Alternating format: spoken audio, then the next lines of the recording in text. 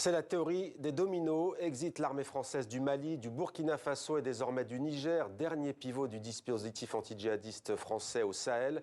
Deux questions se posent. Pourquoi la France est-elle jugée indésirable?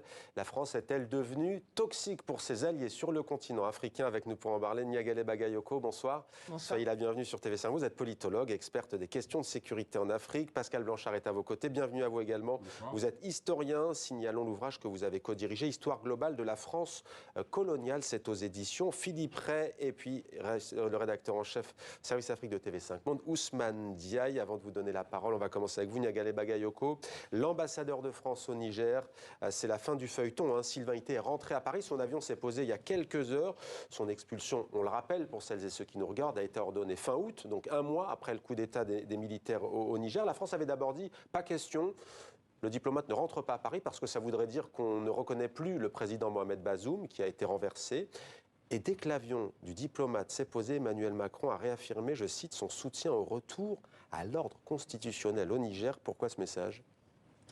Alors, à mon avis, pour démontrer que la position de la France n'est pas affaiblie par cet épisode, alors qu'en réalité, on voit très bien qu'il y a eu une perte de temps considérable en s'acharnant à refuser le fait que l'agrément, tout simplement, avait été retiré à l'ambassadeur par les autorités de facto, certes, mais il avait été retiré.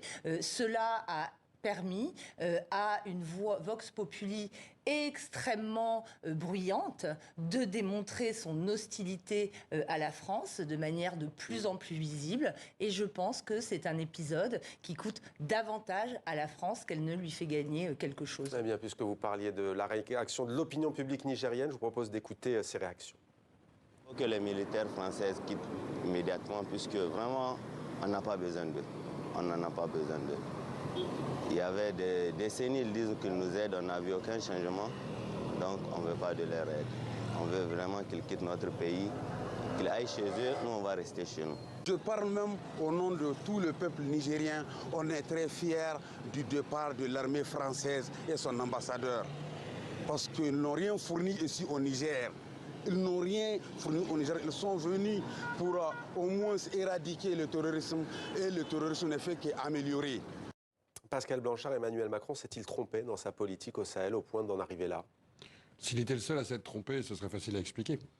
C'est un enchaînement peut-être sur plusieurs décennies dont il est le dernier rouage temporel. Aujourd'hui, il récupère une politique. Il n'a pas sa politique. Il a essayé d'avoir une nouvelle politique, mais qui héritait aussi des politiques du passé, de vieilles pratiques, d'habitudes, de relations troubles et complexes, voire paradoxales. Il a tenté un tournant à Ouaga en 2017, et ce tournant n'a pas été concrétisé sur le territoire. Donc il prend une double peine, en fin de compte. Celle d'hériter de l'histoire de ceux qui l'ont précédé, et sur une longue histoire de président de la République depuis De Gaulle, et d'un système de la France-Afrique qui, quelque part, n'avait pas totalement été décolonisé, on l'a bien vu, et en même temps, c'est bien très macroniste, il hérite de ses propres erreurs stratégiques. D'avoir annoncé beaucoup, d'avoir annoncé un tournant, que beaucoup ont cru, et en fin de compte d'avoir échoué dans ce tournant parce qu'entre les mots et la pratique, il y a un décalage énorme. Et de ne pas avoir compris que l'opinion publique en Afrique pouvait réagir, allait réagir, avait changé, avait muté, avait des points de vue, jugeait l'efficacité d'une politique. Quand vous dites que vos forces militaires sont présentes sur un territoire, les gens, d'une manière, regardent l'effet produit d'avoir une présence militaire. Et dans la plupart des pays, ils disent ils n'ont pas réussi à éradiquer le terrorisme. D'avoir aussi des pratiques dites démocratiques et puis de continuer à soutenir les chefs d'État qui n'ont rien de processus démocratique. Et puis d'annoncer qu'il allait y avoir un tournant sur beaucoup de questions. Même Mohamed Bazoum? Emmanuel Bazoum, quelque part, élu. Oui, mais avec une ambiguïté avec l'opinion publique dont certains considéraient qu'il était encore le représentant de la France dans une vieille tradition. Que ce soit vrai ou faux, l'opinion publique est des fois très dure. Mais à un moment, elle ne fait pas dans un entre-deux. Et puis, il y a eu l'affaire au Tchad avec le soutien d'un chef d'État qui était peu légitime. Et puis, il y a des ambiguïtés sur les prises de position. Et puis, il y a quelque chose que les gens attendaient. Emmanuel Macron était perçu comme quelqu'un qui allait faire quand il est arrivé au pouvoir. Les gens attendaient de voir. Et il ne l'a pas fait. Et les mots étaient là. L'intention était là, l'énergie, je dirais, positive était là, avec quelques petites ambiguïtés après le discours de Ouaga de condescendance qui a pu être signalé par certains. Alors justement, parce que vous citez, ça fait 2 fois que vous citez novembre 2017 et le discours à l'amphithéâtre de l'université de Ouagadougou, Ousmane Diaye. Emmanuel Macron, vous dites qu'il avait promis, pas tant que ça, il s'était refusé, je le cite, à donner des leçons et à promettre une nouvelle page entre la France et l'Afrique. Ousmane, pourquoi a-t-il échoué? Comment la France a-t-elle pu en arriver là? être éjecté manu militari du Mali, du Burkina Faso et du Niger, c'est quand même inédit. Est-ce qu'il n'y a pas un supplément, même si on voit que ça dure depuis des dizaines d'années, ce malaise que ça couvait, mais est-ce qu'Emmanuel Macron n'a pas eu des maladresses dans la manière? Je pense qu'il a bien eu plus que des maladresses. Je suis d'accord avec Pascal.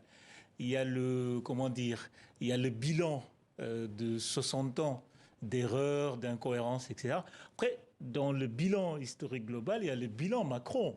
Un des grands aveux implicites de son échec, c'est quand il est réélu.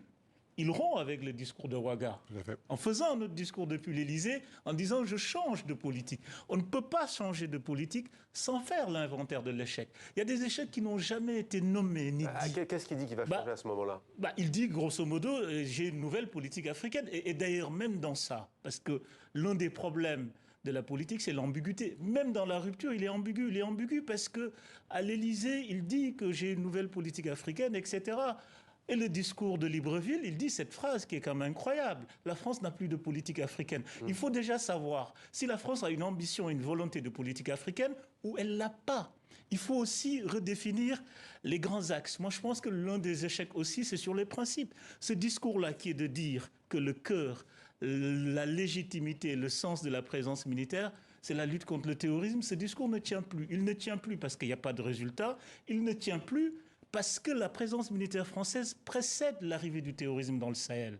C'est fondamental. On ne peut pas faire porter tout le poids de la présence aujourd'hui sur la question de la lutte antiterroriste. D'autant plus que, vous prenez le cas du Niger exactement. Là aussi, on est victime de l'ambiguïté. Qu'est-ce qui se passe? C'est pas une force déployée au Niger, qu'on soit bien d'accord. C'est pas une force déployée pour faire face aux djihadistes. Non, c'est plus compliqué que ça. Non, c'est plus compliqué que ça, justement. C'est trop compliqué et ne pas clair. Parce que je pense que la responsabilité d'un État, une intervention, une présence militaire, c'est quelque chose de grave dans un pays. Elle doit être claire et reposer sur des bases claires. Mais qu'est-ce qui se passe au Niger? Comme dans tous les pays africains, il y a la présence post-coloniale héritée des accords de défense. Mais à cette présence-là, c'est ajouté une présence de fait, non voulue, non prévue.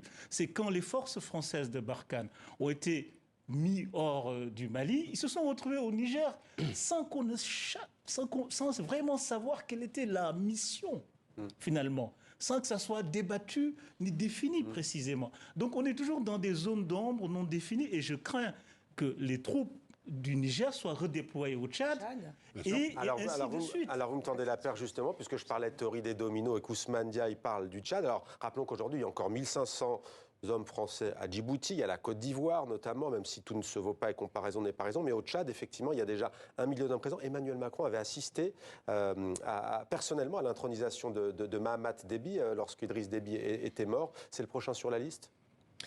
Alors, il y a beaucoup à dire sur cette question du Tchad. Il y a en effet une situation politique qui est compliquée pour les autorités actuelles, à la fois parce qu'elles sont confrontées à des mouvements politico-militaires qui contestent leur légitimité, et également parce qu'elles sont aux prises avec une insurrection djihadiste du côté du lac Tchad. Mais il faut aussi rappeler que l'ambiguïté qui était soulignée par Ousmane vient du fait que la fameuse opération Barkhane a en réalité absorbé le dispositif de l'opération Épervier qui était stationné de manière temporaire depuis plusieurs décennies sur le territoire de ce pays et auquel la France reste très attachée au motif selon lequel il s'agit de la clé de la stabilité de la région. Les dirigeants tchadiens et notamment le père du président actuel a toujours âprement négocié sa contribution à la lutte antiterroriste française. Donc l'armée française est perçue comme une force d'occupation parce qu'elle est pérenne et qu'elle dure dans le temps, c'est ça? Ce qu'il faut, oui, bien sûr, la question des forces prépositionnées qui demeurent très visibles et dont les autorités françaises vantent tous les avantages, tranche avec celle des autres pays qui ont une présence militaire également, mais extrêmement discrète. Cette façon d'affirmer de manière aussi péremptoire que la France est en Afrique pour défendre la stabilité, la démocratie, lutter contre le terrorisme, quand en effet on n'a pas véritablement de résultats, c'est quelque chose qui met en péril la crédibilité de la France. Il faut faire attention, la diplomatie se fait souvent dans l'intimité des chancelleries et parfois aussi certains déploiements militaires. On voit très bien le cas des Américains aujourd'hui sont beaucoup mieux acceptés lorsqu'ils se font discrets plutôt que quand ils sont affichés. Pourquoi le Niger n'a pas exigé le départ des troupes américaines? C'est pas la même histoire. Le regard sur les Américains, le regard sur les Français n'est pas le même. Il n'y a pas la même histoire en Afrique.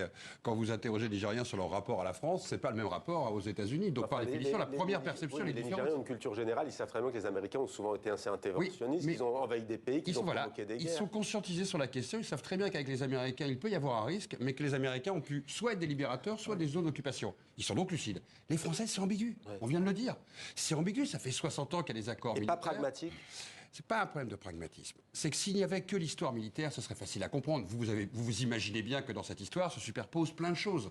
Dans le même temps, vous avez le débat sur l'histoire migratoire en France. Dans le même temps, vous avez une histoire mal assumée avec un passé colonial. Je ne sais plus qui disait l'autre jour, mais c'est fascinant. Tous les Nigériens savent vous placer l'État français et Paris sur une carte. Très peu de Français savent même où est le Niger dans le monde. C'est à seul coup cette histoire qui n'est pas partagée, cette histoire qui n'est pas assumée, les ambiguïtés de l'État français en Afrique, mais dans chacun des pays qui ont une histoire propre aussi dans son rapport à la France, vous avez une nouvelle génération, ce que dit Achille Mbembe, par exemple, qui est en train de faire sa deuxième décolonisation avec la France. Puisque la France ne l'a pas faite, et on l'attendait, elles le font. D'ailleurs, si vous regardez bien, les critiques qui portent sur la France ne portent pas sur les autres pays. Mais est-ce que ça veut dire que les autres pays sont immaculés et parfaits? Pas du tout.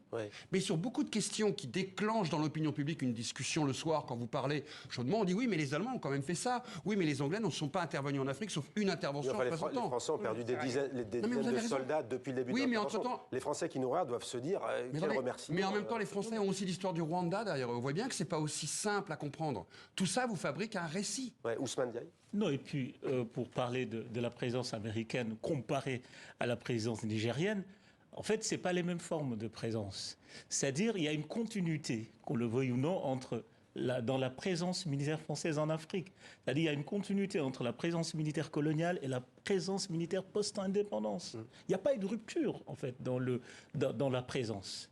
C'est ça qui est problématique. Non seulement il n'y a pas eu de rupture, il faut aussi se dire que dans tous ces pays du Sahel et tous ces pays africains, il y a une tradition d'ingérence politique. C'est-à-dire que la présence militaire a eu par le passé des formes d'ingérence politique. Mais quand je dis d'ingérence politique, c'est d'ingérence politique intérieure. Concrètement, on fait quoi? Parce que maintenant, même la CEDEAO, donc l'armée française part, et maintenant, les mêmes qui réclamaient le départ des forces françaises disent que la CEDEAO, les pays de la CEDEAO, sont des suppôts de la France. Donc en fait, on fait quoi? On installe les pouvoirs militaires il y a la rhétorique du discours et la réalité du terrain. Je pense qu'entre les radicaux qui disent ça, l'espace, et les autres, il y a quand même un fossé. C'est-à-dire il ne faut pas faire l'erreur de cliver le débat. Parce que dans les discours sur la présence militaire, que ce soit le Mali, que ce soit le Niger, ils disent pas, c'était pas une volonté de rupture tout de suite et immédiate. Ils disent, on veut diversifier les partenariats. Il faut jamais oublier. Ce qu'avait dit Emmanuel Macron au sommet de Pau, d'ailleurs, du G5 Sahel, il avait dit, il faut européaniser, entre guillemets, la question du Sahel, ce qu'il n'a pas fait. Non, mais africaniser devrait dire.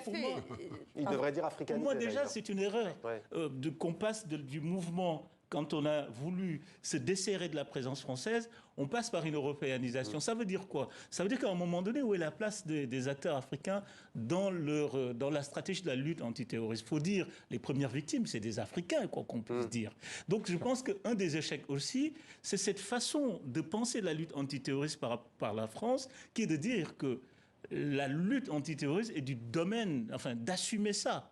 Moi, je pense qu'il convient quand même de repréciser une chose, c'est du ressort des États sahéliens.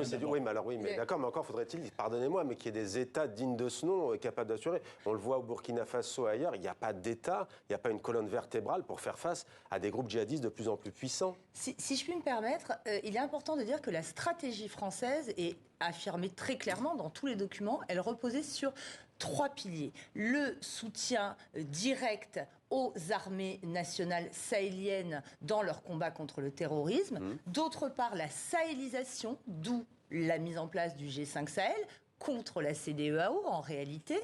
Et enfin, l'européanisation. Et on s'aperçoit que la politique française est perdante sur les 3 volets, notamment le volet européen. Pourquoi l'option soutenue par Emmanuel Macron de restauration non négociable du président Bazoum a échoué? C'est non seulement parce qu'il y a eu des désaccords ou des craintes au sein de la CEDEAO par rapport aux opinions publiques des États ouest-africains qui pensaient s'engager, mais aussi parce que tous les partenaires européens se sont totalement désolidarisés. C'est très important de dire que la politique africaine, son échec a des implications sur la politique européenne de la France. Ça n'est absolument pas déconnecté. Et vraiment, pour terminer, quand on voit la position de l'Italie, elle est extrêmement intéressante. Vous mentionniez le volet migratoire. L'Italie, elle a une grande cohérence dans sa politique étrangère. C'est-à-dire qu'en effet, son objectif, c'est de préserver à tout prix son identité nationale en luttant contre les migrations, tout en coopérant pour cela avec les États de provenance des migrations. La France, son équation est beaucoup plus compliquée puisqu'elle prétend rayonner de manière universelle et donc ses choix migratoires se trouvent mis en incohérence. Elle veut être une terre d'accueil, elle veut faire rayonner visa suspendu, on le rappelle. Donc elle n'est pas du tout dans la même position qu'un pays comme l'Italie ou comme le Danemark. Alors est-ce que la France devient toxique sur le continent africain pour ses partenaires? Je vais vous poser la question, je vous demanderai de faire court. Mais d'abord, il y a un acteur dont on n'a pas parlé, ce sont la hiérarchie militaire, notamment française. Le général Bruno Baratz a dit en mai dernier, le modèle que l'on veut promouvoir, 2 points, ne plus être visible sur le temps long. C'est en fait ce que vous nous dites depuis tout à l'heure. Mais c'est trop tard. C'est bien trop tard parce que les militaires français, il y a eu de très très bonnes analyses ces temps-ci, il faut savoir les dire, sont arrivés dans la zone sahélienne avec une vision qui existe depuis extrêmement longtemps dans l'armée française. Ouais, nous, on connaît les Français. Et quand vous êtes militaire, et quand le temps change, et quand votre ennemi change, et quand un pays, c'est pas quelque chose d'immuable. Et quand la géopolitique mondiale change. Exactement. Et les Français sont arrivés avec, on va dire peut-être, les militaires français, avec une vision comme quoi, eux, ils seraient spécialistes de cette zone, bah, que, en gros, tu l'as dit tout à l'heure, ils la connaissent depuis 130 ans. Et en fait, c'était une erreur majeure parce qu'ils n'ont pas compris que le contexte, l'environnement, le conflit, la zone, vous vous rendez compte, quand on le dit aux Français, il faut quand même l'expliquer, la zone dont on est en train de parler du Sahel, c'est plus grand que la Syrie et l'Irak réunis. Combien les Américains ont mis d'hommes? Nous, c'était 5000. 50 fois plus. Donc à un moment, il y avait une inadéquation entre la soi-disant ultra-connaissance du territoire, ça n'inclut rien de l'héroïsme de nos soldats, hein. Mais en fin de compte, ils n'étaient pas capables de remplir la mission qui était la leur, parce que le temps n'est plus le même, parce que nos forces n'étaient pas suffisantes, et parce que aussi par rapport à l'opinion, quand vous ne gardiez pas une guerre, et qu'en plus vous êtes omniprésent, et que vous symbolisez un néocolonialisme, et que vous soutenez dans certains pays des chefs d'État dont l'opinion publique ne veut plus les soutenir, vous devenez quoi en fin de compte? Uniquement ceux qui protègent les pouvoirs en place. Bon, les Allemands sont toujours au Mali, par exemple, Ousmane, oui. Là, les Américains sont au Niger. Est-ce que la France, vous avez une minute, Ousmane, c'est pas évident comme exercice, est-ce qu'elle devient toxique pour ses partenaires en Afrique? Alors, en tout cas, du point de vue de la présence militaire de la lutte antiterroriste, les États africains ont décidé en grande partie de remettre en cause leur participation.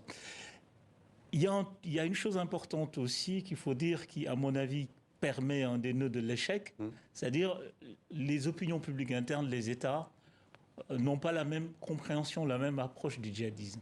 Un des tournants, à mon avis, de la cassure, c'est faut-il négocier avec les djihadistes ou pas?